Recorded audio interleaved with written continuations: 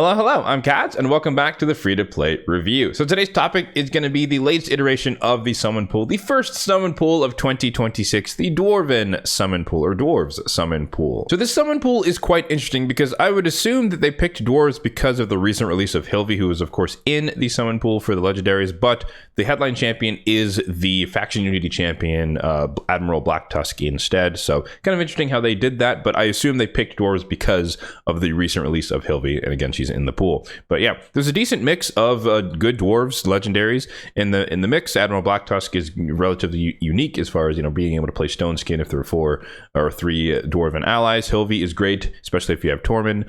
Osgron, I think he's kind of underrated, but really solid ally attack with the Shadow, which increases ignored defense effects, and then this ability here, which is a buff strip, but also like a turn meter decrease and potentially a stun, so it's a pretty strong opener ability. Brogni has always been good, less so in the modern era, but still decent. Mountain King, after his buff, is pretty annoying and harder to deal with, but not like super meta in terms of PvP. Molly, always a good PvE champion for Hydra and for Faction Wars. Newt, I mean, enough said. Newt is Newt, right? He's super powerful, so, you know, getting your first copy or getting a duplicate copy of him could be absolutely game-changing.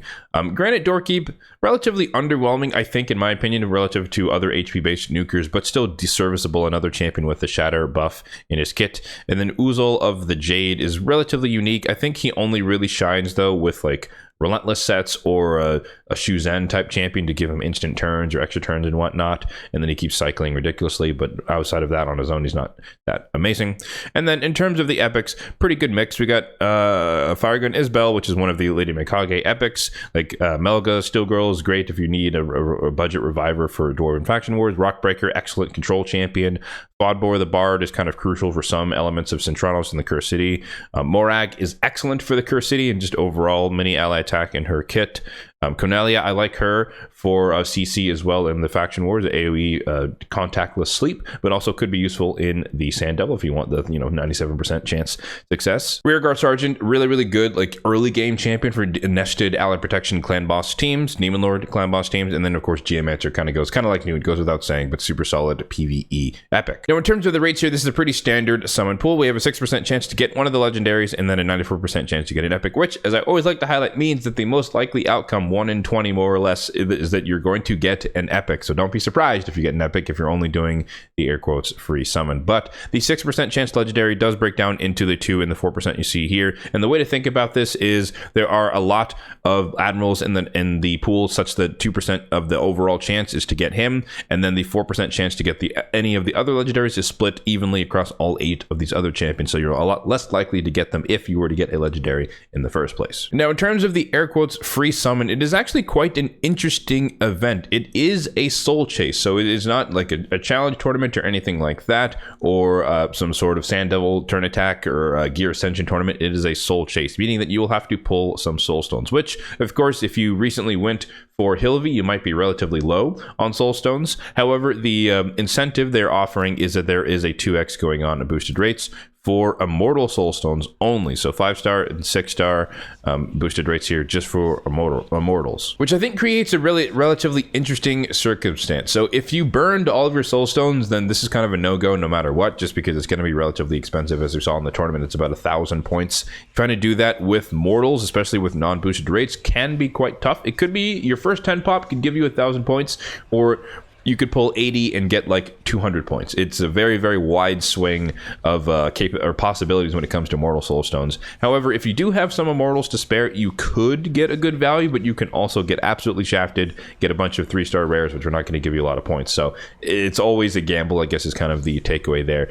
But the odds are a lot better that you might get something, especially as you pull more Soulstones. But in terms of a formal recommendation, it kind of depends upon how many Soulstones you have, what you're looking for from the summon pool, and if you feel that the gamble is worth it for you. To use myself as an example, I am actually going to be pursuing this. We're going to be pulling some Soulstones a bit later here, but I just have like the perfect storm of things that kind of made this possible. So I had like 600 and something Mortal Soulstones, and I predominantly pulled those to get Hilvi. So I still have about 300-ish Mortal Soulstones that I don't need to use in this instance. And as you can see here, I have 21 Immortals in terms of just the raw stones, but I also have 56 in terms of essence, and I've been waiting for various souls to show up in the Soul Merchant, and they just haven't over time. And so in terms of my utility, right, the Mystic Market, I have over 1,000 effective essence, and I probably don't need that many, realistically speaking, to to level up champions to 3, 4, or 1 to 4 stars.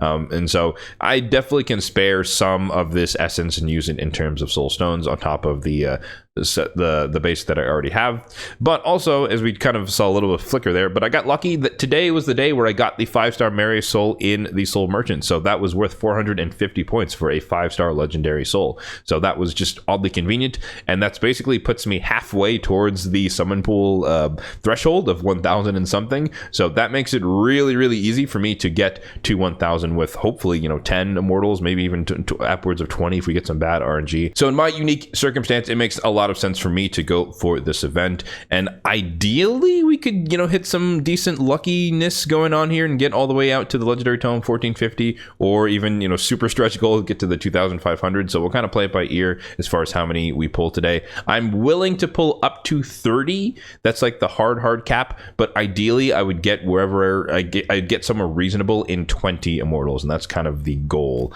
as far as things are concerned. Now, in terms of the summon pool itself, in terms of utility for me, I obviously talked about it. I went for Hilvi, so I have her on my account. I have Mountain King, I have Brogni. I do not have Osgrind because he is fairly new. I got Molly fairly recently.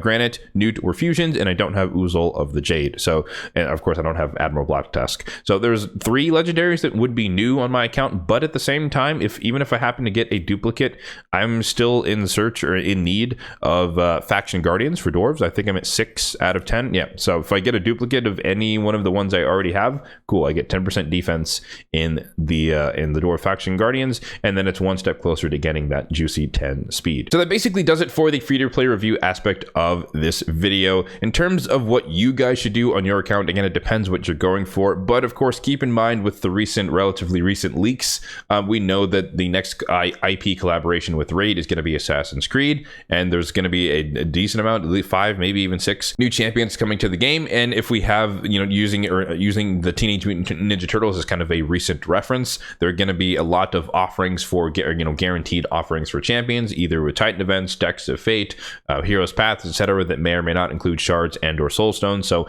if you want to just wait and see what those may offer, are the champions good? Are they worth your while? Are they going to have a assassin unity kind of thing going on there akin to Leonardo and the Turtles? So we'll have to see. So if you want to hold off, it would make sense to hold off for that purpose if you want to do that. However, if you happen to be, unlikely, but if you do happen to be in a situation similar to myself where you just have a massive stockpile of soul stones where I can burn 20 right now, not really break a sweat, and I'd still have a ton left over if there is anything else coming in the next couple of months or so. So with all that out of the way, let's get into the Soulstone Summon here. Let's highlight the wish list really quickly once again.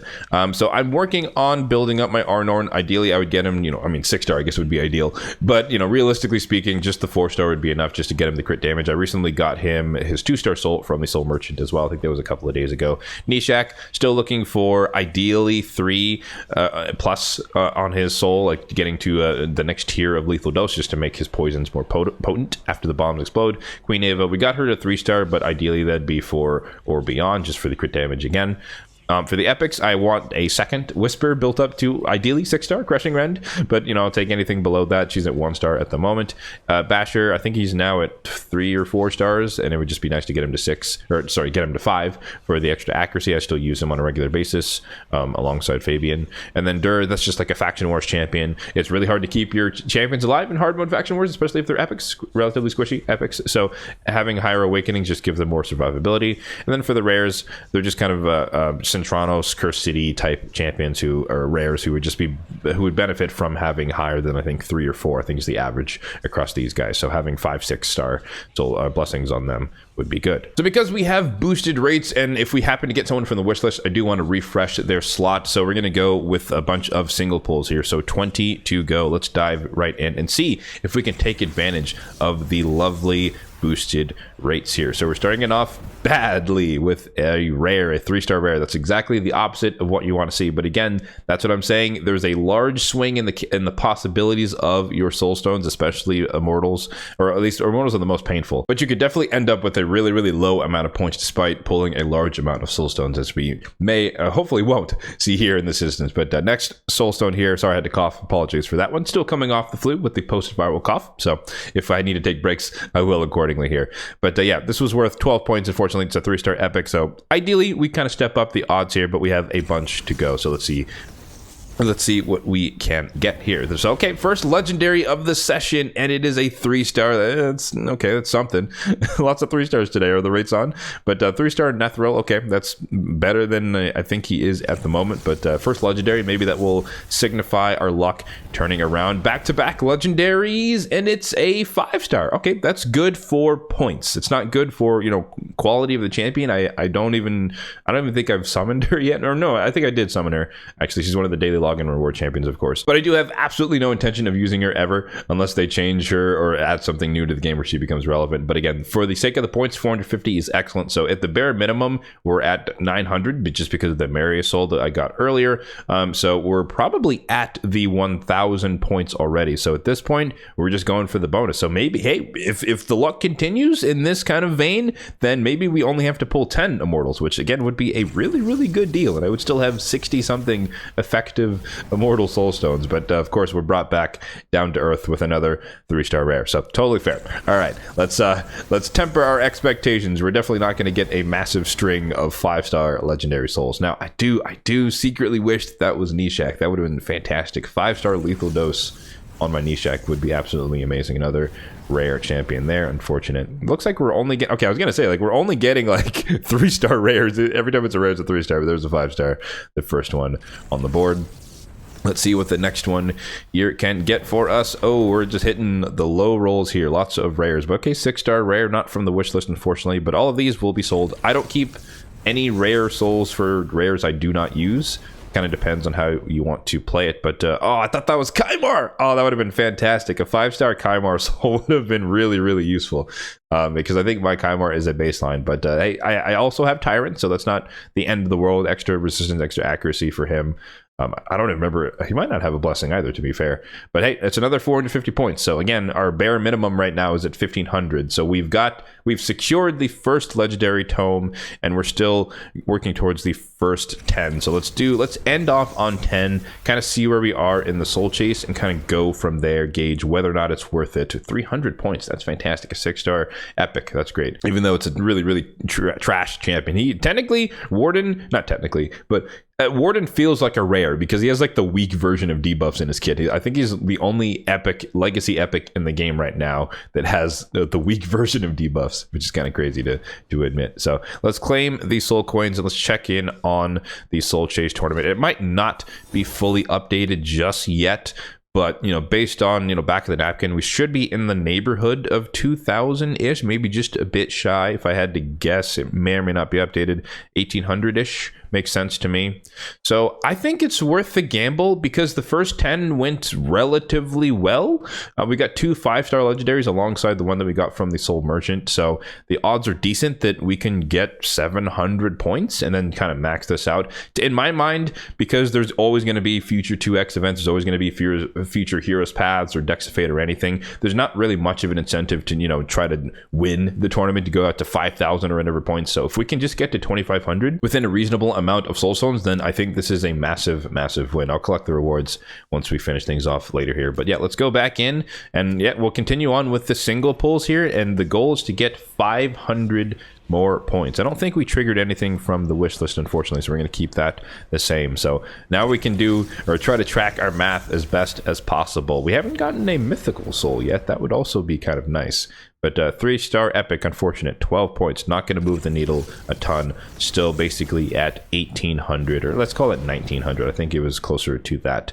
A 5-star epic, that's good. That brings us to around 2,000. Let's call it 2,000. So we have 500-ish points to go. Another 5-star legendary would definitely bring us home. And no, it's a rare, and it is another spike head. Unfortunate. That's not what you want to see.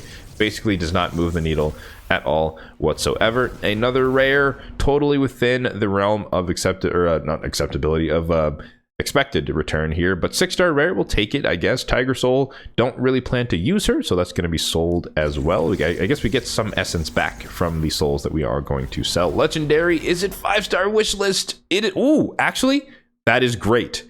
That is absolutely useful. We're going to stop it there because we're basically done. I think that guarantees us to be done because we needed about 500 points, then we got 70, and then the 450. But this is huge for me. So one of my problems with hard mode faction wars in the Dark Elf specifically is Blind Seer. I am lucky enough to have her, but Blind Seer is a baseline Blind Seer. I think maybe she's 1-star, maybe she's 0, but it's really hard to keep her alive because the bosses and minions do a lot of damage unless you have a high awakening level, and 5-star is basically 6-star in terms of the defensive capabilities or additions of having that in hard mode faction war. So that could help me progress a little bit, or maybe a lot of it, we'll kind of see, in a hard mode faction war. So that is actually useful. Again, still wish it was Nishak. That's kind of my top wish from the wish list, but you know, beggars can't be choosers. We'll take what we can get. And hey, I guess what was that? So 15 Immortal Soulstones burned. So we actually only ended up pulling half of what I'd be willing to pull up to, which is absolutely fantastic. And that is definitely the benefit of the boosted rate. So, okay, I was complaining a little bit at the beginning, but the rates came through. We got 3 5-star legendary souls, no mythicals, and maybe I think we got a 6-star epic as well in there.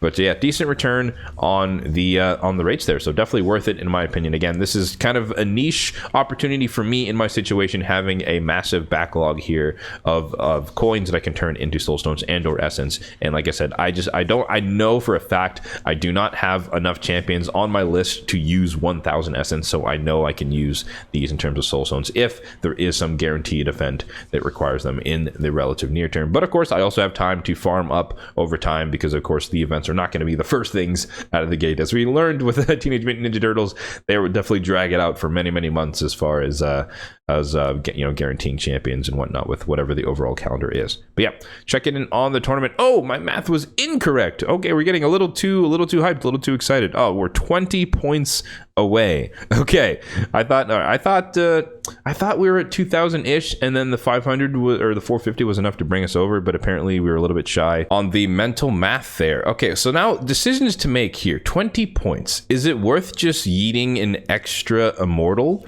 just to see if we can get super lucky? Because it's gonna feel like a waste if we get like a 3-star rare versus just burning 20 immortals or something just for the sake of it. I think we'll risk it for the biscuit and see if we can get just something really solid here. So I guess 16 immortals overall. An epic should do it unless it's a 3-star. I don't think that's enough. I think we're at 2481, which leaves us like 4 points shy.